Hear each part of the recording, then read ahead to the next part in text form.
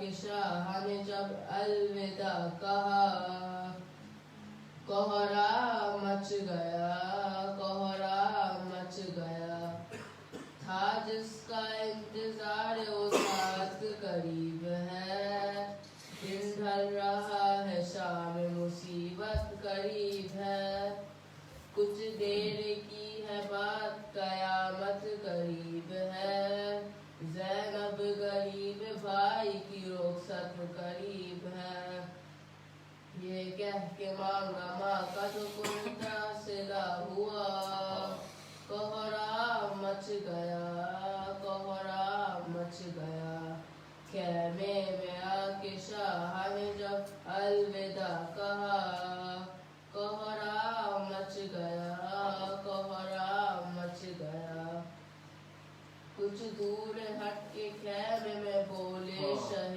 زمن، زحمت نہ ہو تو بازو بڑھاؤ ذرا بہن، میں بوس لوں وہاں کے بندے گی جہاں رسن، بازو بڑھا کے روتی تھی ہمشیر خستتن، بھائی بہن کے بازو کو جب چومنے لگا کوہرا مچ گیا، کوہرا مچ گیا، خیمے میں آ کے شاہ نے جب الوداع کہا کوہرا مچ گیا، کوہرا مچ گیا، بیٹی سے پھر یہ کہنے لگا فاطمہ کا لال، رہنا پھوپھی کے پاس رکھیں گی تیرا خیال، غربت ہے تم پھوپھی سے نہ کرنا کوئی سوال، ورنہ تیرے قدر کو بہت ہوئے گا ملال، پھر سر پہ ہاتھ رکھ کے جو دینے لگے دعا،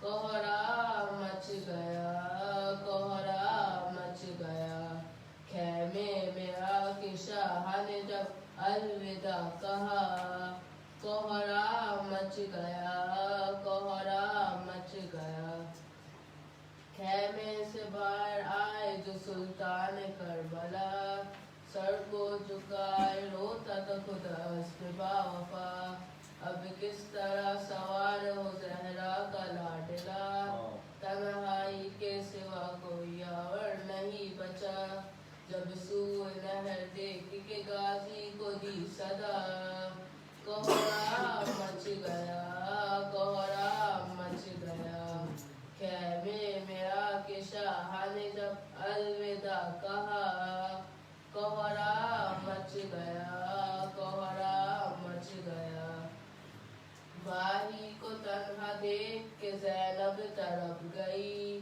روتی ہوئی حسین کے نزدیک آ گئی، اور پھر رکاب تھام کے بولی اے شاہدین، لو میں سوال کرتی ہوں عباس گھر نہیں، واعظ ہوا سوار جو زہرا کا لاڈلا، کوہرا مچ گیا، کوہرا مچ گیا، خیمے میں آ کے شاہ نے جب الوداع کہا کوہرا مچ گیا، کوہرا مچ گیا، کوہرا مچ گیا، کوہرا مچ گیا، پر اللہم صلی علی محمد وآل محمد،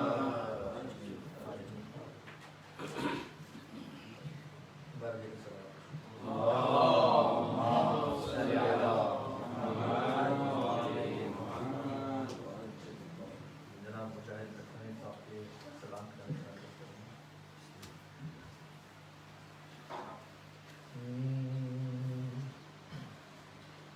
جو راہ بر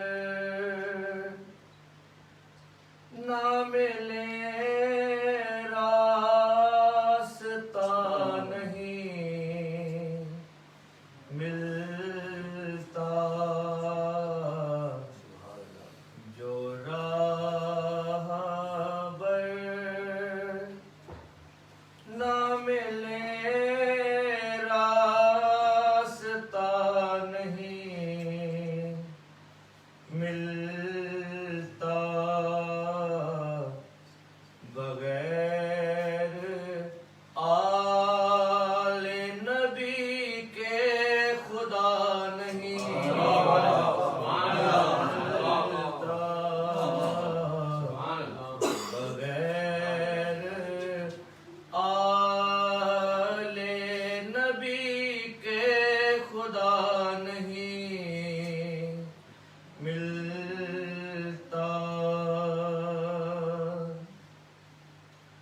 درے نجف پا جھکا کر جبین دیکھو تو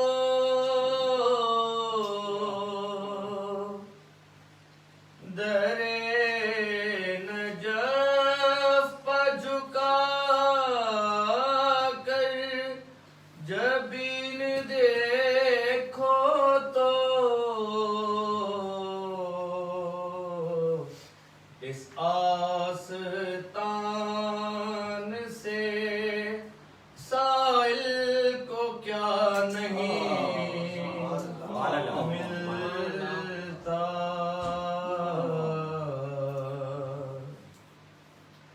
اور علی کا ذکر ہے ذکر رسول ذکر خدا علی کا ذکر ہے ذکر رسول ذکر خدا کسی کے نام سے یہ سلسلہ نہیں ملتا کسی کے نام سے یہ سلسلہ نہیں ملتا احد میں بدر میں خیبر میں فتح کا حامل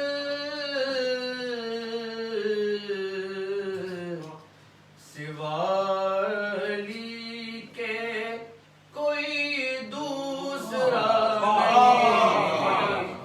نہیں ملتا سوا علی کے کوئی دوسرا نہیں ملتا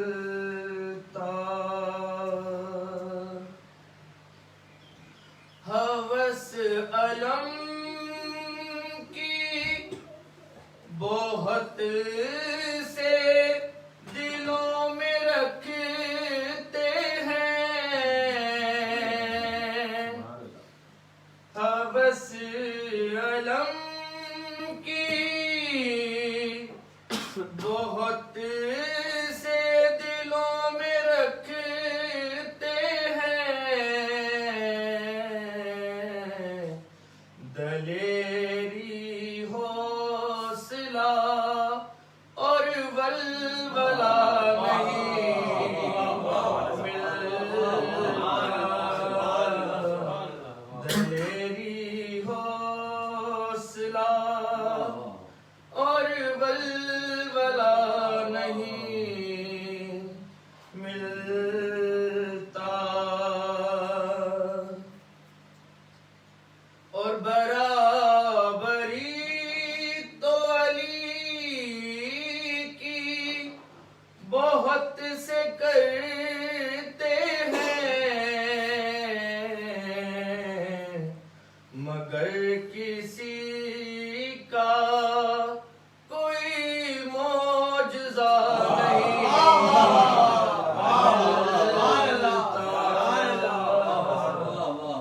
مگر کسی کا کوئی معجزہ نہیں ملتا اور خدا کے گھر میں ولادت بھی اور شہادت بھی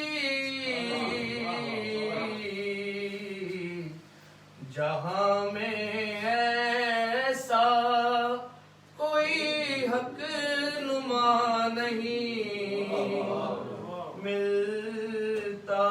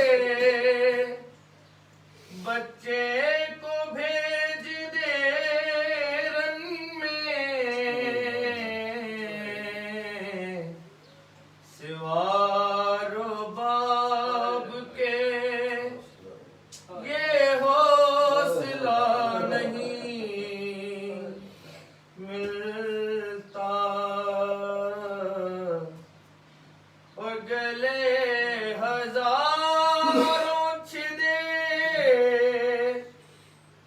حق کی راہ میں لیکن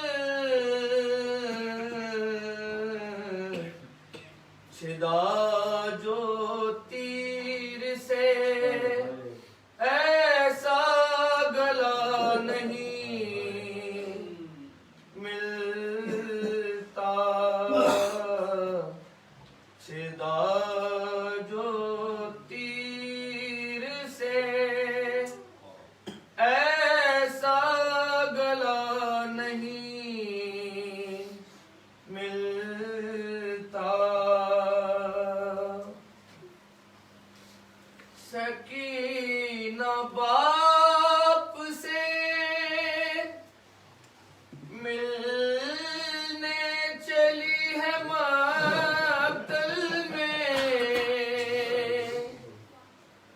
سکینہ باپ سے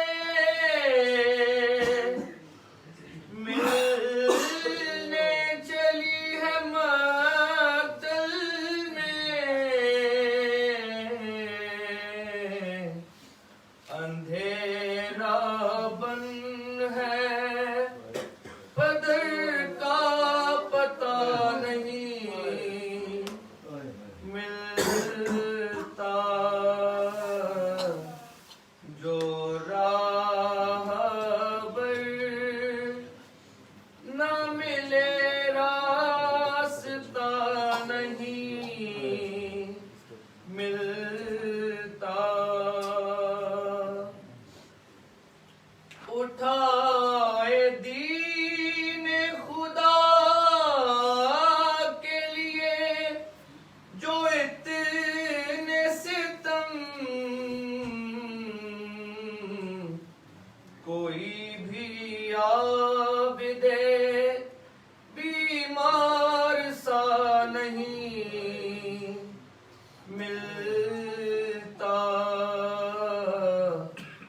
کوئی بھی عابد بیمار سا نہیں ملتا بغیر آل نبی کے خدا نہیں ملتا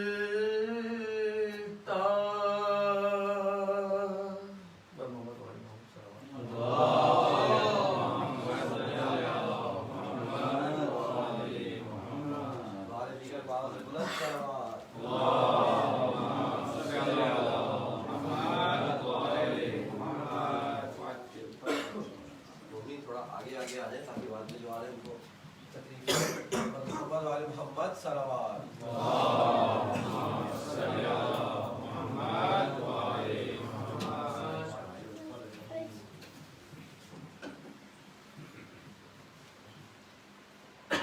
تمام ارواح مومنین مومنات کے لیے، تمام شہدائے ملت جعفریہ کے لیے، آپ حضرات اپنے تمام رشتہ داروں، محسنوں، استادوں، تمام شہداء، علماء، فقہا، شعراء، جنہوں نے بھی اس دین، اس مسلک کی جس طرح سے بھی جو بھی خدمت کی، ان سب کو شامل کرتے ہوئے ایک مرتبہ الحمد اور 3 مرتبہ سورہ اخلاص کی تلاوت کریے۔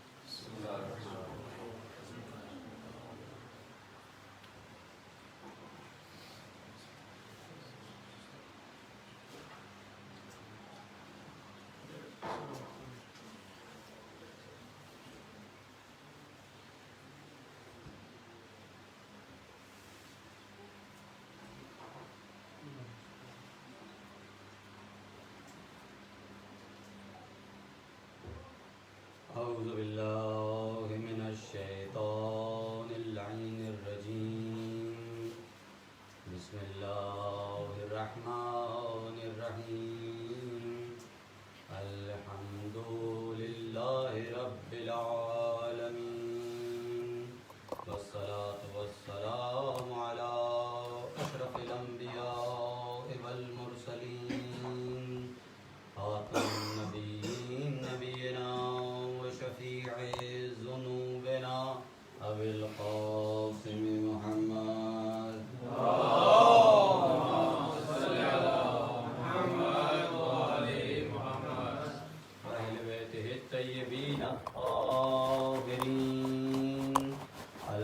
من المظلومين الذين أذهب الله عنهم الرجز وطهرهم تطهيرا.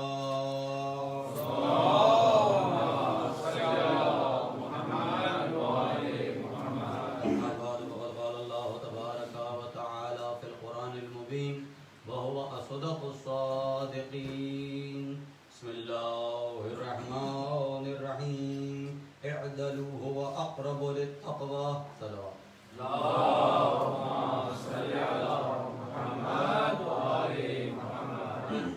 نام سے اللہ کے جو بے حد مہربان اور مسلسل رحم کرنے والا ہے. سب سے پہلی بات میں انشاءاللہ 30-35 منٹ میں بات مکمل کر دوں گا، لیکن مجھے بڑا اچھا لگا اور بڑی خوشی ہوئی کہ جب علی بھائی نے مجھ سے کہا، میتھم بھائی نے مجھ سے کہا اور مجھے ایک ٹاپک بھی دیا کہ آپ اسپیسیفکلی اس بات پر تھوڑا سا ذکر فرمائیں، اور کچھ سوالات بھی دیے جو میرے جیسے طالب علم کے لیے ایک تو بہت اچھی بات ہوتی ہے کہ آدمی کو کوئی فوکس مل جائے اور وہ اس کو کچھ کام کر کے اور وہ بات شیئر کر سکے، اور دوسرے یہ کہ پڑھنے والے کو بھی ہوائی فائرنگ کا لائسنس نہیں ملتا کہ وہ آئے اور وہ اپنے حساب سے کوئی بات کر کے وہ چلا جائے اور پھر لوگوں کو یا تو آبجیکٹیو سمجھ میں نہ آئے یا وہ آرگیومنٹ سمجھ میں نہ آئے اور پھر وہ کہے کہ ہمارا وقت اس طرح سے استعمال نہیں ہوا شاید جس طرح سے استعمال ہونا چاہیے تھا. تو میں ذاتی طور پر بہت شکر گزار بھی ہوں اور خوش بھی ہوں کہ کوئی ٹاپک مل جائے، کوئی ایم ہو، تو ایک تو اس کا شوق بھی پتہ چلتا ہے کہ کرنے والے نے جو بانیہ مجلس ہے اس کا ایک اپنا ایک ویژن ہے، تو وہ کچھ سننا چاہ رہا ہے، کچھ سیکھنا چاہ رہا ہے، اور پڑھنے والے کے لیے بھی ایک یہ بڑی اچھی بات ہوتی ہے کہ وہ کوئی چیز اسپیسیفکلی تیار کر کر آئے اور پھر شیئر کرے. آپ درود پڑھنے پر محمد والے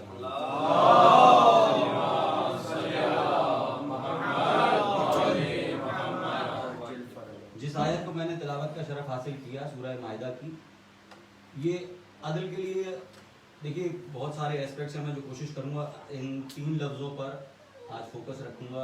اس آیت کا چھوٹی سی آیت کا ٹکڑا ہے، پوری آیت نہیں ہے. اعدلوا، عدل کرو، ہوا کیونکہ وہ اقرب للتقوی، تقوی سے انتہائی قریب ہے، یعنی وہ اصل میں تقوی ہی ہے.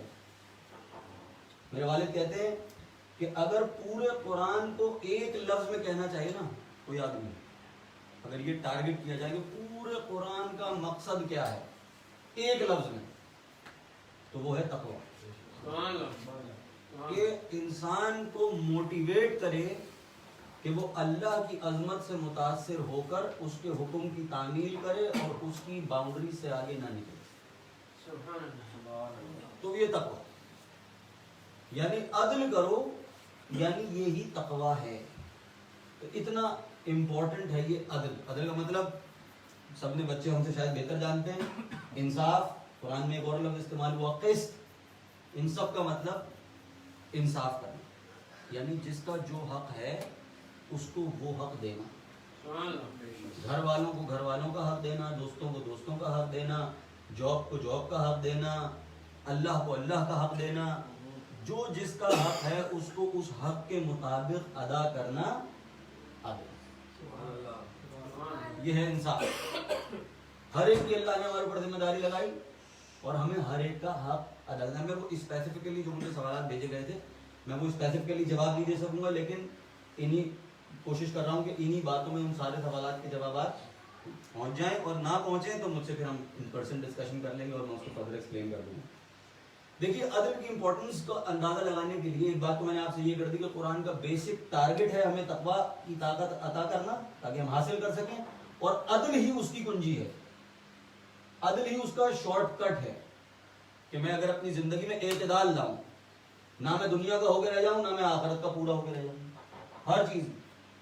اور اگر اصول دین دیکھا جائے ہمارے یہاں ہمارے اہل تشیع مذہب اہل بیت، تو ہمارے یہاں 5 اصول ہیں جس پر دین رکا ہوا ہے، 5 ستون ہیں، 5 روٹس ہیں. کیا ہے؟ توحید، عدل، نبوت، امامت، قیامت. لیکن اس میں بھی اگر آپ غور کریں تو اصل میں جو ہے نا باقی 3 نبوت، امامت اور قیامت یہ ریلیٹڈ ہیں عدل سے. یہ ریلیٹڈ عدل سے. ایک ہے توحید، وہ تو بنیاد ہے.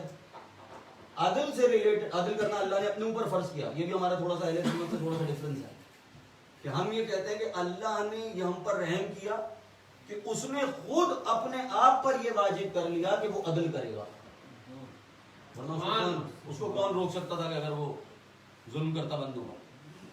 वो मालिक था, उसने ही खुद अपने ऊपर वाजिब कर लिया कि मैं अदल करूंगा। तो एक हमारे ये छोटा सा डिफरेंस है, इसको कभी फिर एक्सप्लेन करूंगा। लेकिन बहरहाल अदल, उसने कहा कि अदल करूंगा, और अदल के लिए जरूरी था कि वो पैगाम भेजता, इसलिए नबूवत, उस पैगाम को बाकी रखता, इसलिए इमामत, और उस अदल का प्लान क्या है कि वो कब एग्जीक्यूट होगा, वो है क़यामत। ये तीनों चीजें असल में रिलेटेड और तकाजा हैं अदल का। यानी अल्लाह ने पूरा दिन अपनी तौहीद और अदल पे रखा, और अदल को हमें इतना बताया कि ये तीन आगे का प्लान भी बता दिया। ये आगे का प्लान भी है कि जनाब ये ऐसे होगा और ऐसा होगा। देखिए रीजन क्या है उसको मैं बहुत तेजी से कोशिश कर रहा हूँ कि ये बात पहुंच जाए कि अल्लाह ने जिंदगी और ये मौत क्यों बनाई। सूरह मुल्क में लिल्लज़ी खलक़ल मौत वल हयात लियब्लुवकुम अय्युकुम अहसनु अमला, बनाई इसलिए ये मौत और हयात, ले यब्लुवकुम, तुम्हारा इम्तिहान ले सके। हर एक सांस जो मैं ले रहा हूँ ये तफरीह के लिए नहीं ले रहा, ये मेरा जिंदगी होना सुकून के लिए है ही नहीं। अल्लाह ने मकसद ही मेरी सांस का ये लिया है कि मेरा हर सांस इम्तिहान हो। इसीलिए मौत जो है वो इम्तिहान से छुट्टी का टाइम हो गया, इम्तिहान हो गया, पेपर सॉल्व, अब आजादी। तो इम्तिहान मेरा हर सांस हो रहा है इम्तिहान, उसने पैदा ही मुझे इसलिए किया है कि वो मेरा इम्तिहान ले। अब अदल का तकाजा क्या था? मैं कह रहा हूं अदल के बहुत सारे एस्पेक्ट्स हैं जो एक खुद मालिक की तरफ से हैं कि मालिक अदल कर रहा है तो उसके क्या एस्पेक्ट्स हैं, और मैंने इसीलिए कहा था कि टॉपिक में रखें अदल विद रिस्पेक्ट टू अस, हमारे ह्यूमन बीइंग, कि हमारे लिए अदल में क्या है, कि अल्लाह ने हमारे लिए अदल को कैसे कायम रखा। जब उसने हर सांस इम्तिहान लेना था तो उसके अदल का तकाजा ये था कि वो हमें हर सांस का मसरफ भी बताता कि इम्तिहान है क्या। अगर मुझे ये पता ही ना हो कि मेरा किस बात का इम्तिहान हो रहा है तो ये इम्तिहान मेरा अदल नहीं। ये यहाँ आप रोड पे भी देखते हैं, आप रोड पे जा रहे हो तो स्पीड लिमिट लिखी हुई होती, यहाँ तो ये भी लिख देते हैं कि कैमरा लगा हुआ है, आगे ये रोड मॉनिटर्ड है क्या। जब तक पता ना हो इम्तिहान लेना अदल नहीं है। जब तक पता ना हो, मालूम ना हो कि मेरा टेस्ट हो किस बात का रहा है, टेस्ट लेना अदल का तकाजा नहीं है। इसलिए अल्लाह ने नबूवत को रखा, अपने लिए उसूल बनाया दीन के लिए कि मैं उस वक्त तक इम्तिहान नहीं लूंगा, अदल का तकाजा पूरा नहीं होगा जब तक नबूवत के जरिए तुम तक पैगाम ना पहुंचा दूं। इसीलिए अल्लाह ने पहला ही इंसान नबी बनाया ताकि कोई एक इंसान एक ऐसा सांस खींच ही ना सके कि कहे कि हमें पैगाम नहीं पहुंचा। पहला ही आदमी, पहला ही इंसान नबी था। ये उसके अदल का तकाजा, ये उसके अदल का तकाजा था। मैं बार बार कह रहा हूं उसके अदल के तकाजों को पूरा कर रहा है। इतने एस्पेक्ट्स हैं अदल के। अच्छा मैं आपके सामने अर्ज करता हूं दूसरी बात, अब मेरा इम्तिहान हो रहा है, पैगाम मुझ तक पहुंच गया, और अगर मैं इम्तिहान दे दूं, सवाल का जवाब दे दूं, तो अब उस सवाल को चेक कौन करेगा? उस सवाल को, क्योंकि अगर हमारा ये जो दुनिया का निज़ाम है ना इम्तिहान का, ये तो मैंने बहुत सोचा कि मैं इसकी एग्जाम्पल कैसे दूं, लेकिन ये बहुत ही भोंडा है, ये बहुत ही वीक है। क्योंकि हमारा जो दुनिया का निज़ाम है ना एग्जाम का, वो तो ऐसा है कि सब एक डेट अनाउंस कर दी और सब लोग आगे एग्जाम देने बैठ गए। अब उस दिन किसी बच्चे की या मेरी तबीयत खराब है, किसको क्या रिसोर्सेज अवेलेबल थे, किसको कितनी किताबें अवेलेबल थी, किसको कितना टाइम अवेलेबल था, किसको जॉब करनी पड़ रही थी, किसको जॉब नहीं करनी पड़ रही थी, किसको घर पे क्या काम करना पड़ा, उस दिन रात को उसके साथ क्या गुजरा, सुबह को आते हुए क्या हुआ, रिगार्डलेस ऑफ एनीथिंग। क्योंकि एक तरह से जुल्म है। इक्वल अपॉर्चुनिटी के बगैर हम इक्वल इम्तिहान लेते हैं दुनिया में, इक्वल सर्कमस्टांसेस के बगैर हम इक्वल इम्तिहान लेते हैं दुनिया में। लेकिन हमारा अल्लाह ने जो हमारा इम्तिहान लिया वो खालिक भी है, रहमान भी है, और खालिक और रहमान होने के साथ साथ एग्जामिनर भी है। तो उसने जब मुझे खल्क किया یہ ایک سوال بھی تھا, ذرا نوٹ کیجیے گا, یہ بات آپ تک ڈیٹیل پہنچ جائے گی. میں اور آپ یا ہم جتنے یہاں بیٹھے ہوئے ہیں, ہم سملر تو ہیں خلقت میں, ایکول نہیں ہیں. ہم نظر ایک جیسے آتے ہیں, 2 آنکھیں, ناک, 2 ہونٹ, 2 کان, سر, ہاتھ, پیر, یہ ہم نظر آتے ہیں سامنے سے ایک جیسے سب انسان, لیکن 2 سگے بھائی, جڑواں بھائی بھی ایک جیسے نہیں ہیں, فزیکلی بھی اور نیچر وائز بھی. بلڈ گروپ الگ ہوگا, آنکھوں کا نمبر الگ ہوگا, آنکھوں کا کلر الگ ہوگا, سائز الگ ہوگا, نیچر الگ ہوگی, بات کرنے کا طریقہ الگ ہوگا, کچھ بات کسی کی سینسٹیوٹی ہوگی, کچھ کسی کو کوئی روحانی طور پر آگے ہوگا, کوئی جسمانی طور پر آگے ہوگا. 2 بھائی بھی ایکول نہیں ہیں, سملر ہیں. یہ بچے شاید اس ووکیبلری ڈفرنس کو سمجھنے میں بڑا سوچ کے لائے. سملر تو ہیں ہم, ایکول نہیں. وہ رحمان اور وہ عادل تھا, اسی لیے اس نے ہمارا ایگزام سملر تو رکھا, ایکول نہیں رکھا. جو سوال آپ کی زندگی میں جتنا, جو مال کا امتحان اگر میرا ہو تو ہو سکتا ہے میرے اندر مال کی سینسٹیوٹی اور لالچ زیادہ ہو, میرا وہ امتحان زیادہ سخت ہو. آپ کے اندر لالچ کم ہو. اب اس نے رکھی ہے نا نیچر, اس کو معلوم ہے کہ کس کا امتحان کتنا اور کتنا زیادہ تکلیف دے. یہ اس نے لکھا ہے امتحان, اس لیے امتحان بھی الگ الگ ہے. اگر ایگزیکٹ ایک سیناریو سے میں اور آپ گزرے, ہو سکتا ہے مجھے اس کی زیادہ تکلیف ہو, آپ کو اس کو کم تکلیف ہو. ایگزیکٹ سیم امتحان سے گزرے, ایک ہی بات میں آپ کو بولوں, آپ اس کو ڈفرنٹ طریقے سے فیل کریں, دوسرا اس کو ڈفرنٹ طریقے سے فیل کریں. کیونکہ نیچر ہی اللہ نے الگ رکھی. جب اس نے نیچر بنائی, وہ خالق تھا, رحمان تھا, ساتھ میں اس کو عدل کرنا تھا. اس لیے ہمارے یہاں یہ کانسیپٹ ہے کہ اصلی عدل, اصلی انصاف کر ہی صرف اللہ سکتا ہے, کوئی اور کر ہی نہیں سکتا. کیونکہ اس کو پتا ہے کہ میری نیچر کیا ہے, اس نے مجھے خلق کیا, اس کو میری لمیٹیشن, میری فزیکل لمیٹیشن معلوم ہے. اس کے بعد اس نے میرا امتحان رکھا ہے. اس لیے اب میں یہ شکایت کرتا رہوں کہ میرا تو نہیں ہو رہا یہ امتحان, اس کا کیوں ہو رہا, یا یہ سارے امتحان میرے ہی کیوں ہو رہے ہیں, اس کا کیوں نہیں ہو رہا. کسی کو تربیت الگ دی, کسی کو موقع الگ دیے, کسی کو تعلیم الگ دی, کسی کو صحبت الگ دی, کسی کو صلاحیت الگ دی. جب یہ سب چیزیں الگ تھی تو امتحان ایک کیسے ہوتا نا بھائی. یہ عدل کا تقاضا نہیں, یہ باریک بات تھی بہت. اس لیے کیونکہ سینسٹیوٹیز الگ تھی, اس لیے امتحان کے کوئسچنز بھی الگ الگ دیے گئے. درود پڑھنے کا معاملہ.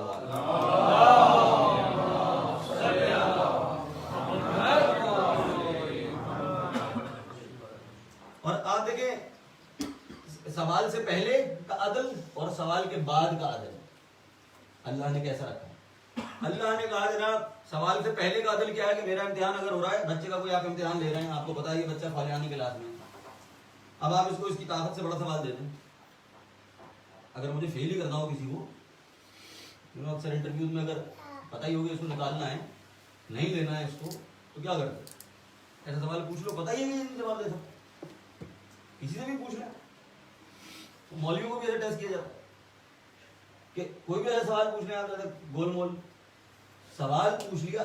سوال سے پہلے کا عدل یہ ہے کہ قابلیت کے لحاظ سے سوال پوچھا جائے. جو دیا ہے پہلے اس نے بچپن میں, اس کے حساب سے سوال پوچھے. یہ سوال سے پہلے کا عدل ہے. اور وہ اس نے قرآن میں کیا گارنٹی دی, وَلَا نُكَلِّفُ اللَّهُ نَفْسًا إِلَّا وُسْعَهَا. ہم کسی بھی نفس کو اس کی طاقت سے زیادہ آزماتے نہیں. ہم طاقت سے زیادہ نہیں آزماتے. کیوں؟ کیونکہ طاقت اس نے دی, نفس اس نے دیا. اگر وہ اس طاقت سے بڑا سوال پوچھ لے تو یہ عدل کے خلاف. اس نے طاقت دی, اس نے خلق کیا, اس نے صبر کی طاقت دی, اس نے ہدایت دی, اس نے ماں باپ جو بھی دیا اس نے بچپن سے, اس کے بعد سوال دیا. 15 سال کے بعد واجب ہوا نا ہر چیز ہم پر. تو اس نے پہلے ہمیں تیار کیا, سب تیار کرنے کے بعد اس نے ہم سے سوال کیا. اب جو یہ سوال آیا ہے یہ میری طاقت سے, میں روتا رہا ہوں, یہ کہ میرے اوپر اتنی بڑی مصیبت آ گئی, میں کیسے برداشت کروں, میں روتا رہوں گا. اس نے یہ گارنٹی لی ہے قرآن میں کہ ہم کسی نفس کو اس کی طاقت سے زیادہ नहीं आजमा। जरूर पढ़ लें।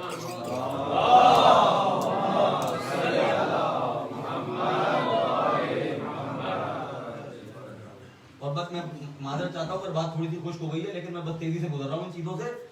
और सवाल के बाद का अदल, जब सवाल के बाद का मैं जवाब दे दिया, मिसाल के तौर पे मेरे ऊपर मुसीबत आई और मैंने सब्र भी किया, थोड़ा चीज़ा चिल्लाया भी, शिकायत भी कर दी नाउज़ुबिल्लाह, कुछ फराइज भी छोड़ दिए कि मैं बड़ी मुसीबत में था, करता हूँ मैं, ये मेरी कमजोरियाँ हैं।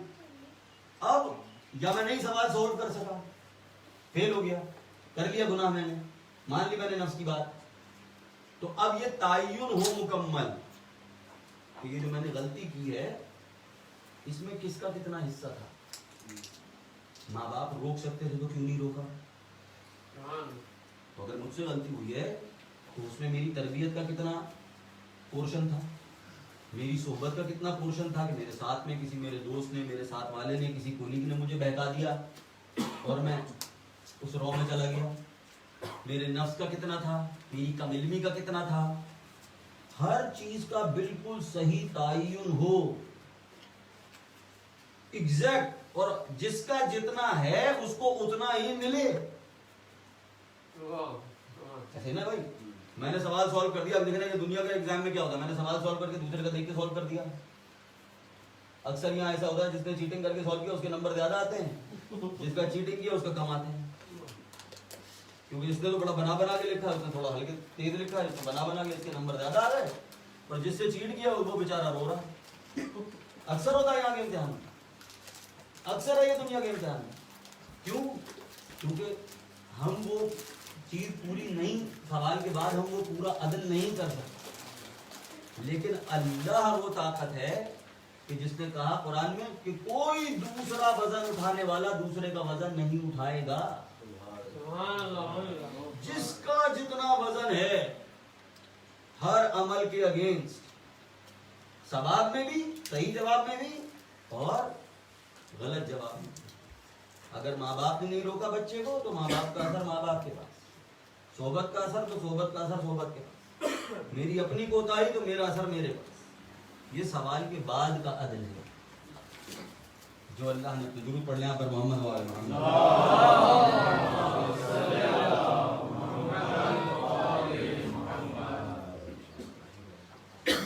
अगर थोड़ा सा आगे आ जाए दुरूद पढ़ते हुए तो अगर लोग बाद में भी आएंगे तो थोड़ा सा उनको भी आसानी हो जाएगी। अगर थोड़ा सा करीब हो जाए, मुझे मालूम है कि वैसे ही ऑलरेडी जगह कम है, दुरूद पढ़ने पर मोहम्मद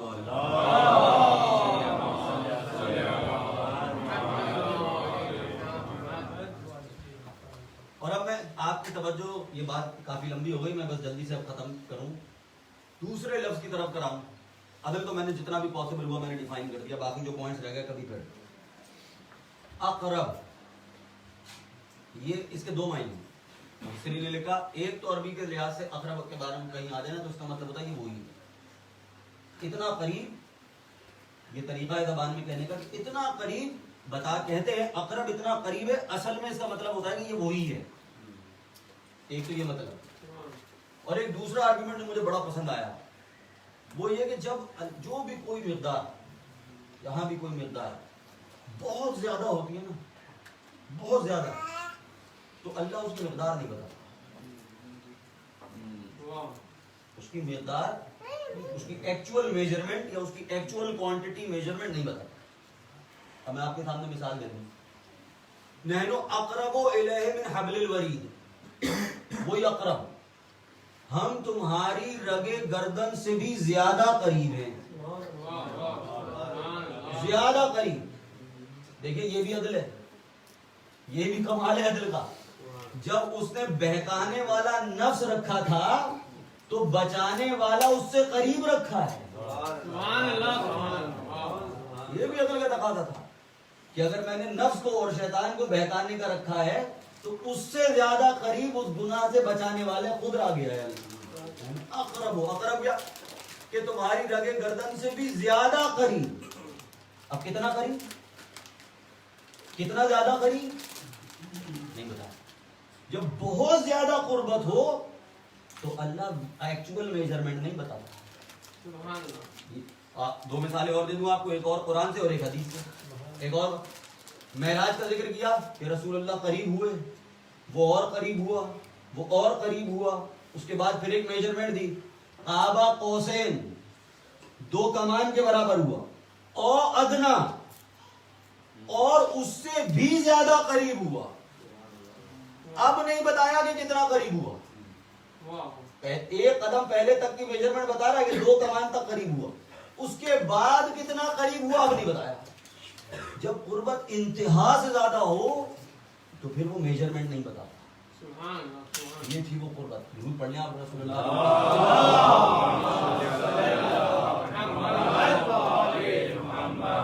اور آخری مثال حدیث سے دے دوں، ضربت علی یوم الخندق، علی کی ایک ضربت یوم خندق افضل من عبادت الثقلین، سارے لوگوں کی ساری عبادتوں سے افضل ہے۔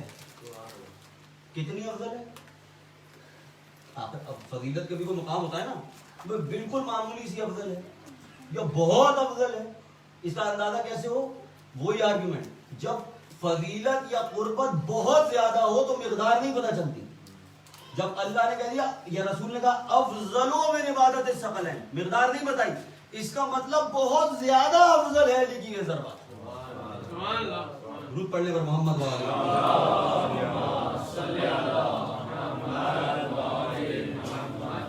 اور بس 2 باتیں اور آپ کے سامنے، ایک بات میں عرض کر کے اور بس مسائل کی طرف چلا جاؤں گا۔ یہ بھی ایک عدل کا ایک اینگل دیکھیں آپ، ہمارے سامنے رسول کی ایک حدیث ہے اور امام سے پوچھا گیا یہ رسول کی حدیث بتا کر کہ یہ حدیث صحیح ہے؟ امام رضا علیہ السلام، حدیث کیا ہے کہ رسول اللہ فرماتے ہیں کہ اگر کوئی شخص 100 حج کرے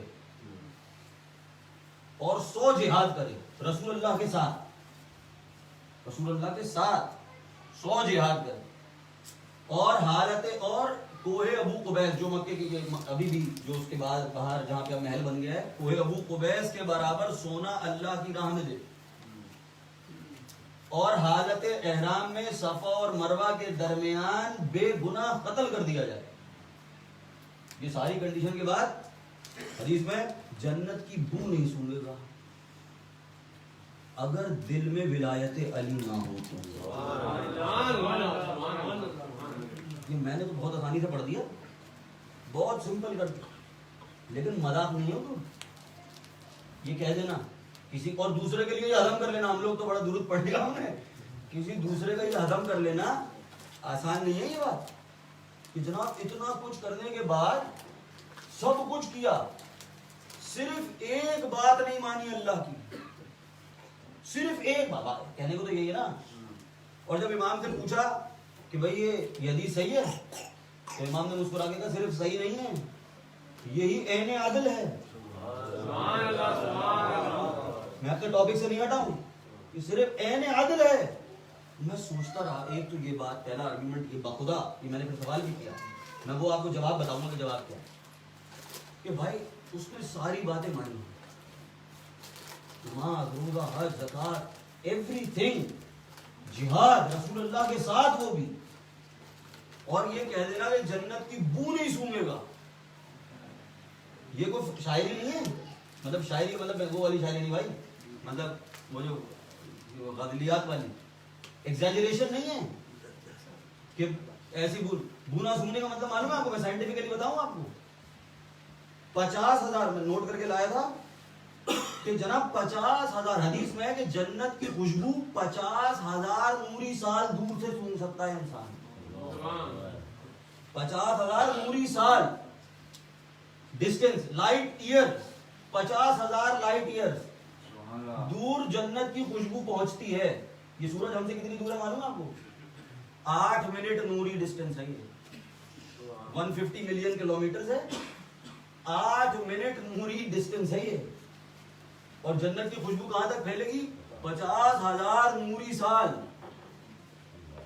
اور حدیث پہ کہتے ہیں کہ جنت کی بو نہیں سونگے گا، یعنی کم سے کم ڈسٹینس جنت سے 50,000 نوری سال کا ہوگا۔ ایک عمل نہ کر کے، ایک عمل نہیں کیا، صرف حضرت علی کی ولایت کو نہیں مانا، ساری کی ساری عبادتیں اللہ نے منہ پہ مار دی، اور امام کہتے ہیں عین عدل ہے۔ عین عدل کیسے ہوا؟ جو میں نے پوچھا اپنے والد سے کہ یہ عدل کا تقاضا کیسے ہوا؟ تو یہ جواب دے گی گا آپ، میں وہ جواب آپ سے شیئر کرنا چاہ رہا ہوں. میں بتایا ہماری ساری عبادتیں یا کسی بھی بندے کی یہ جتنی عبادتیں لکھی گئی ہیں نا کہ جناب کوئی ابو قبیس کے یہ کرے، جہاد کرے، نماز پڑھے اور حج کرے اور وہاں پہ جائے اور یہ کرے، یہ سب کیا ہیں؟ ان کی حقیقت کیا ہے؟ ان کی حقیقت یہ ہے کہ بندہ اپنے خالق کے لیے اپنی عبادتوں کا تحفہ پیش کرتا ہے. ہماری ساری عبادتیں کیا ہیں؟ اس کے حکم کی تعمیل میں اس کی عبادتیں اس کی مرضی کے مطابق انجام دے کر ہم اس کی خدمت میں قبولیت کی دعا کرتے ہیں کہ مالک تو یہ قبول کر دے. یہ ہماری صحیح، یہ ہماری کوشش، تو یہ ہماری طرف سے تحفہ ابدیت کا قبول کر لے. یہ ہمارا تحفہ ہوتا ہے خالق کے لیے. اب خالق نے ہمیں اپنا سب سے بڑا تحفہ دیا ولایت علی. اس کی سب سے بڑی نعمت تھی ولایت علی. جب بندے نے خالق کا سب سے بڑا تحفہ قبول نہیں کیا تو عدل کا تقاضا یہ تھا کہ وہ بندے کا بھی تک قبول نہ کرے. درود پڑھنے پر محمد وعلیہ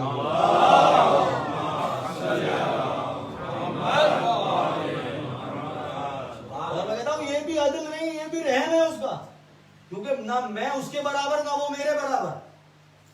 اگر بندہ ہو کر میں اس کا تحفہ قبول نہیں کر رہا تو وہ خالق ہو کر میرا تحفہ کیوں قبول کرے گا؟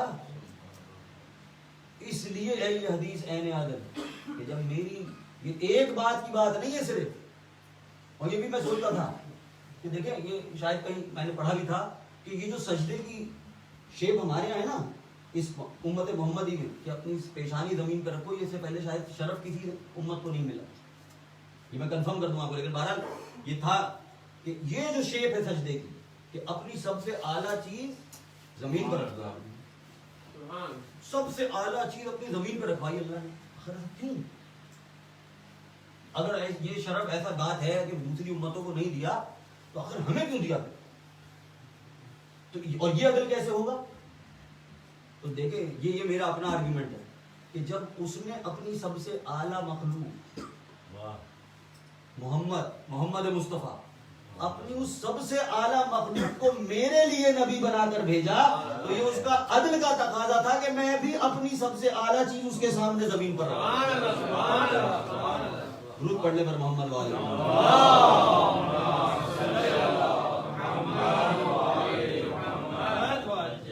یہ اس کی عظمت تھی کہ اس نے اپنی سب سے اعلیٰ مخلوق کو زمین پر بھیجا میری خاطر. تو میرا بھی تحفہ یہ تھا کہ جب اس نے اپنی سب سے اعلیٰ چیز زمین پر رکھی میرے لیے تو میں اس کے لیے اپنی سب سے اعلیٰ چیز کو زمین پر رکھا. یہی اس کی حیثیت کا تقاضا. اور دیکھیں یہ امام کی حدیث امام صاحب کے لیے جا رہا ہوں بس. امام نے فرمایا کہ ہماری محبت اس امت پر واجب کی گئی تھی. ہماری محبت اسی رسول کی امت کے اوپر اسی رسول کی اولاد کی محبت واجب کی گئی. امام کہتے ہیں شکایت ہے یہ امام بس میں کہتا ہوں کہ یہی جملہ مصائب ہے. امام کہتے ہیں کہ امت نے جو ہمارے ساتھ سلوک کیا اگر ہماری نفرت واجب کی گئی ہوتی تو اس سے زیادہ ظلم نہیں کیا جا سکتا. اللہ یہ شکایت ہے امام کہ ہماری محبت واجب ہونے پر جس طرح سے ہمارے ساتھ سلوک کیا گیا اگر نفرت واجب ہوتی تو اس سے زیادہ شفاعت نہیں دکھائی جا سکتی. اللہ اکبر. ہم تھک گئے ہیں یقیناً مجالس زیادہ ہو رہی ہیں لیکن یہ تاریخ بھی یہ جو دن گزر رہے ہیں یہ ہم آل محمد کے لیے سکون کے دن نہیں ہیں. کربلا کی کوئی تکلیف کم نہیں ہو گئی. یہ وہ دن ہے کہ جب آل محمد کے قافلے کو ایک جگہ سے دوسری جگہ لے کے جائے. کہنا آسان ہے خدا برداشت کرتا ہوں. ننھے بچوں سے پوچھے نا جو پیاس کی حالت میں بغیر سہارے کے اونٹ کے پیٹھ پر بیٹھے ہوئے ہوں اور ان کی ماں سے پوچھے کہ جو بچوں کو گرتا دیکھتی ہو پٹتا دیکھتی ہو اور اپنے وارثوں کے سروں کو دیکھتی ہوں بے یار و مددگاری کے عالم میں، کیا گزرتی ہوگی ان دنوں. یہ وہ دن ہے جن میں وہ حالات پڑھے جاتے ہیں جو کوفے کے بازار میں اور دربار میں گزرے گئے.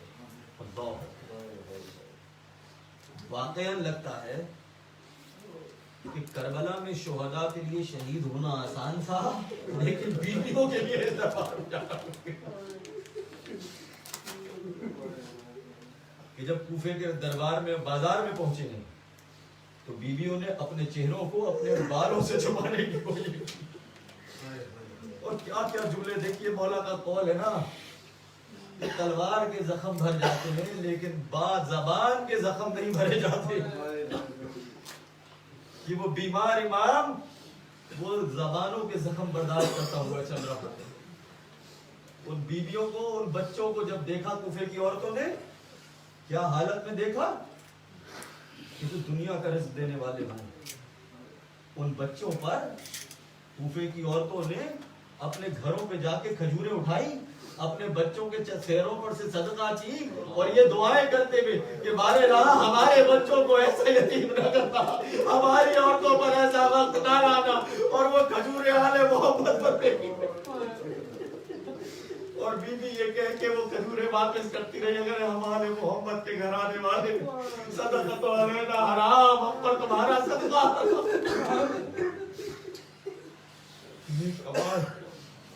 یہ مسائل ان بچوں پر، ان بھوکے بچوں پر یہ کہہ کر کھانا پھینکنا. اور اس بیمار امام سے میں بس 2 روایتیں پڑھ کے ختم کرتا ہوں کہ ایک شخص نے امام سے کہا، بلکہ ایک روایت بتا کی رحمت تمام کروں کہ جب امام پہنچے ہیں کوفے کے دربار تو حال یہ تھا کہ سر جھکا ہوا تھا، ہاتھ بندھے ہوئے تھے، گردن میں طوق تھا، گردن جھکی ہوئی تھی. میں کہتا رہتا ہوں کہ مجھے نہیں معلوم کہ طوق کے وزن کی وجہ سے گردن جھکی ہوئی تھی یا اس شرم کی وجہ سے گردن جھکی ہوئی تھی کہ ماں بہنوں کو لے کر دربار میں کھڑا ہوا. ایک شخص نے آ کر امام سے کہا، ایک شخص نے امام سے کہا کہ فرزند رسول آپ کی یہ کیا حالت ہے، آپ کا سر جھکا ہوا ہے، لوگ آپ کو گالیاں دیتے ہیں آپ جواب نہیں دیتے، لوگ آپ پر تانے کستے ہیں آپ جواب نہیں دیتے، آپ خاموش رہتے ہیں.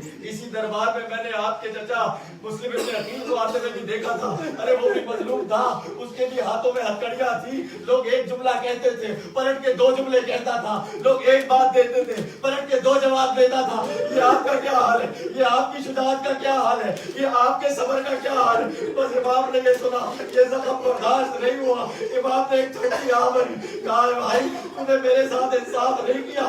ہاں میرا چچا مظلوم تھا، جب وہ اس جگہ آیا تھا مظلوم تھا، لیکن خوش نصیب تھا جب آیا تھا اس کے ساتھ مائیں بہنیں